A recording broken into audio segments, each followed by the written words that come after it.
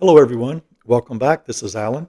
As you remember, if you've watched the first two episodes, we are going through a three-step methodology that I use to work with AI to build applications. And the methodology is called Surface, Explore, and Record. And what this means is we are using AI to surface decisions.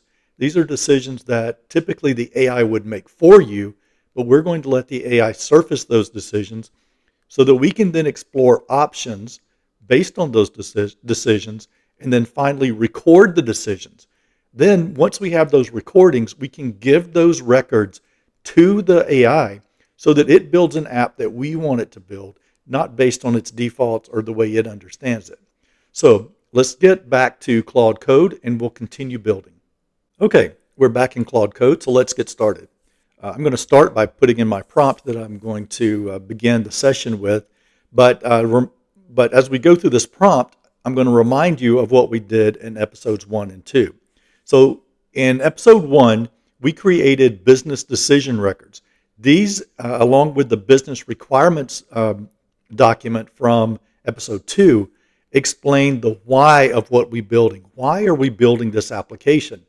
Now, I'm taking that information. So here I'm saying the business overview document that we created, along with the business requirements document that we created. Those two we created in episode 2, plus the decisions that we created. Now remember, the decisions, you'll see this again in a few minutes as we go through product decisions. These decisions tell the AI why we're building what we're building. So I'm going to give all this information to the AI, and I'm going to tell it that I'm ready to create a product requirements document for TaskFlow. And then what I want to ask it is, what are some of the decisions that I need to make before we create the PRD? This is the first step of the three-step process. This is the surface step. I'm not just telling the AI to create the PRD.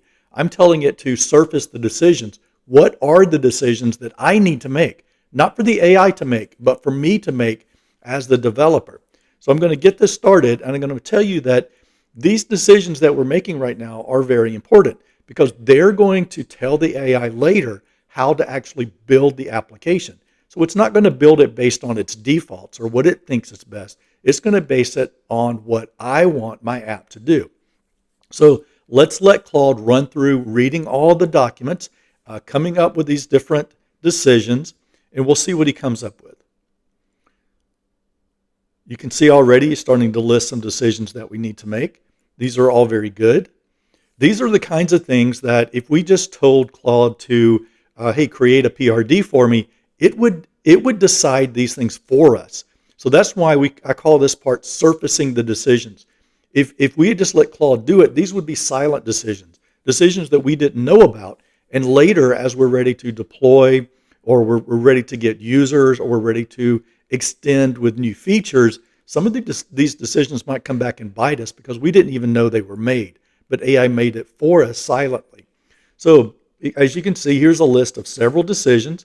Notice that it says that, Claude remembers here, it says it recommends handling it in the same way we did the business decisions because it saw those business decision records.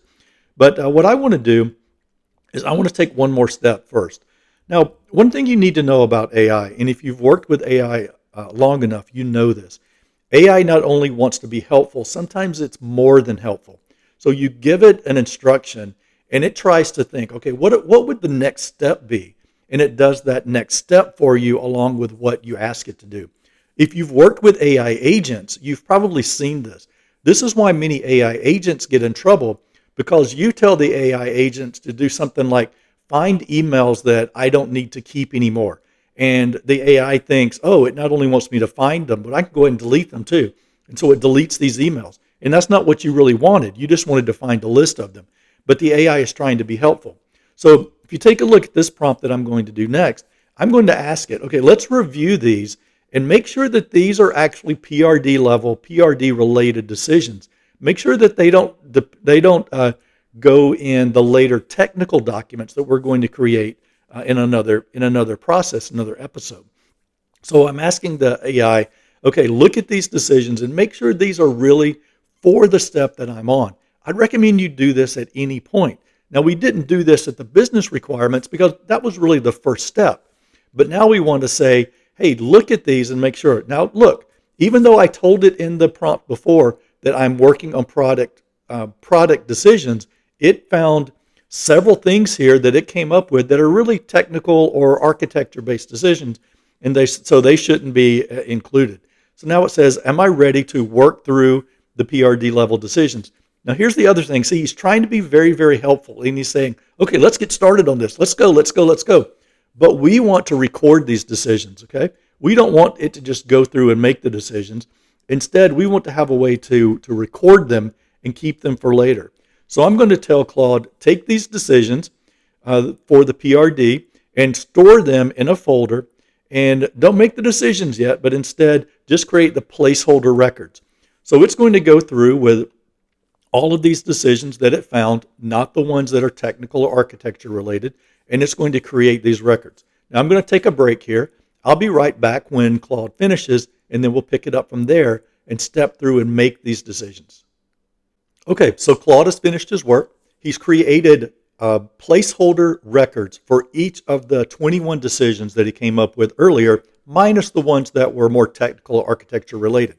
Let's take a look at the index so we can see why that index is so important.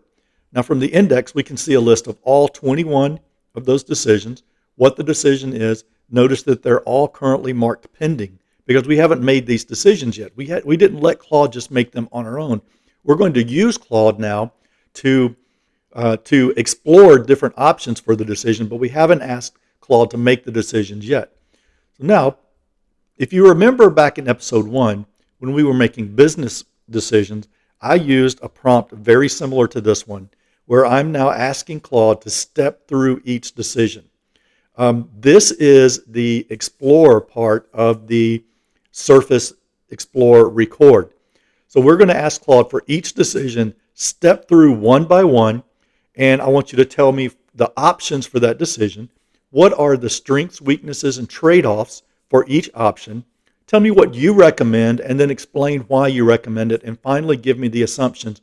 Remember, the assumptions are extremely important because Claude may make an assumption about your application that's not true. He doesn't know your application like you do, so you may have to correct that. Then finally, we're going to record the decision. This is the final step in the Surface Explore and Record three-part methodology.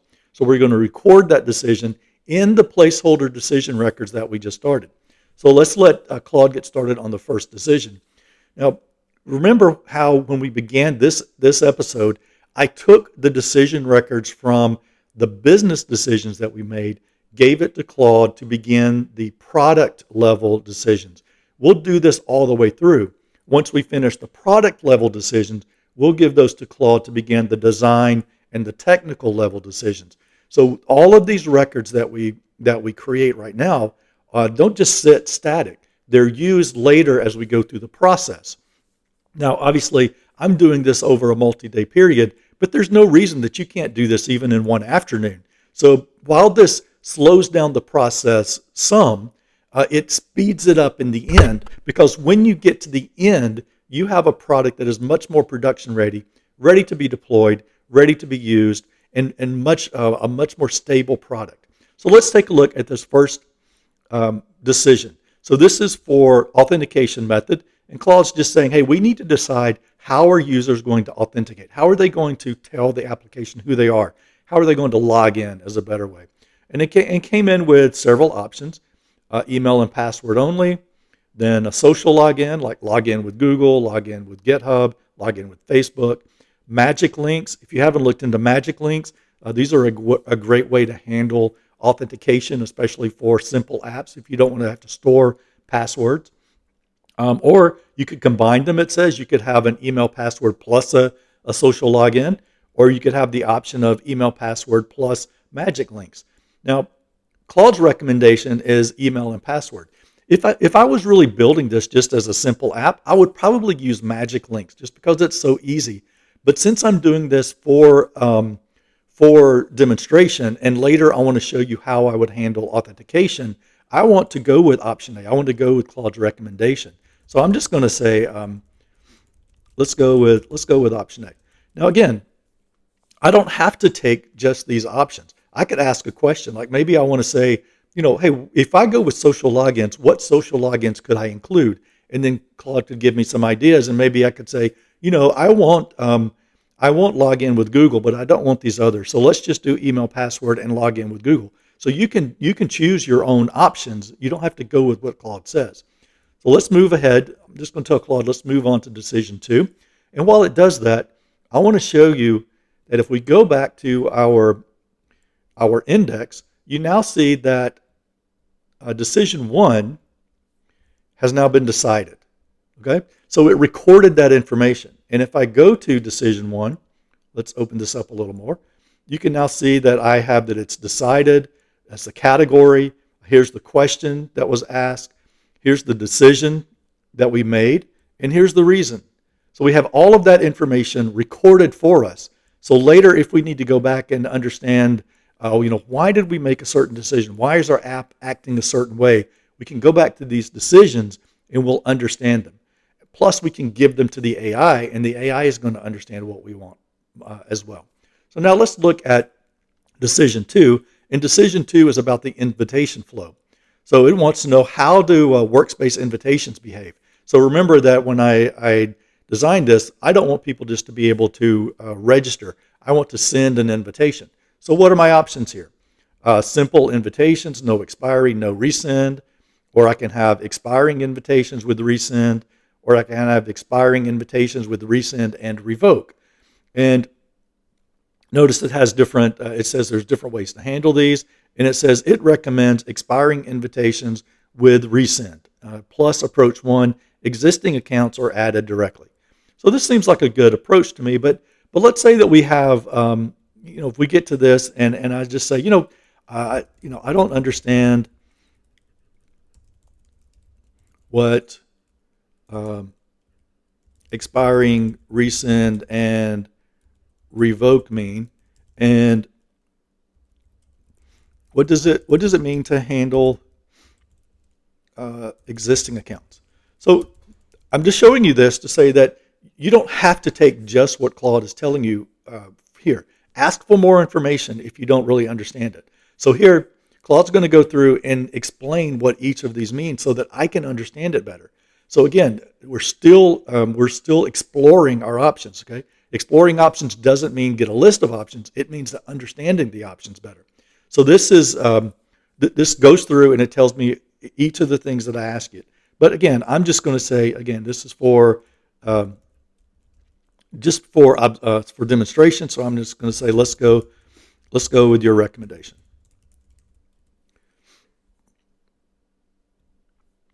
Okay, so Claude is going to finish this one.